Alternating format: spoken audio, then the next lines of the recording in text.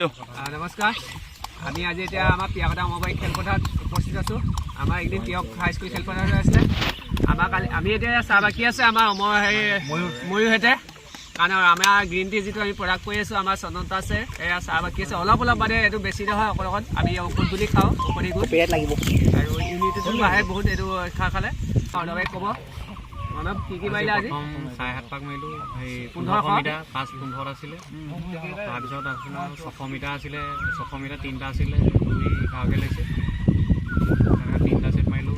এইটো প্ৰথম গ্ৰুপ আছিলে, তাৰপৰা ছেকেণ্ড গ্ৰুপ আছিলে, প্ৰথম 1000 মিটাৰ আছিলে এটা, তাৰপিছত 1000 গ্ৰুপৰ 4 মিটাৰৰ ভিতৰত আছিলে ন। আজি যিসকলে অলপ মানে ৰানটো লুজ হৈ আছে তেওঁলোকৰ মানে 4কে আছিলে, আৰু পিছত কেইটাকে 600কে মাৰিলে 4টা, আৰু 600কে মাৰি টোটেল মানে 9 মিনিটৰ কিমান মিনিটৰ গোটেই ছেটটো 9 মিনিটৰ হৈছিলে ন।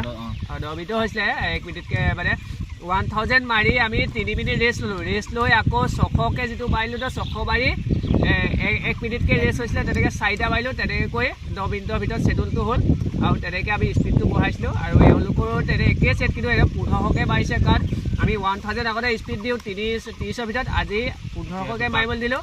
সেইহেতুকে এওঁলোকৰ 8 কিমানৰ ছেডুল বৈ দিলে। গোটেই বস্তুটো কিমান পাইছে তেতিয়া 3200 হয় নে, 3200 আজি তেনেকৈ স্পীডটোৰ কাৰণে ন।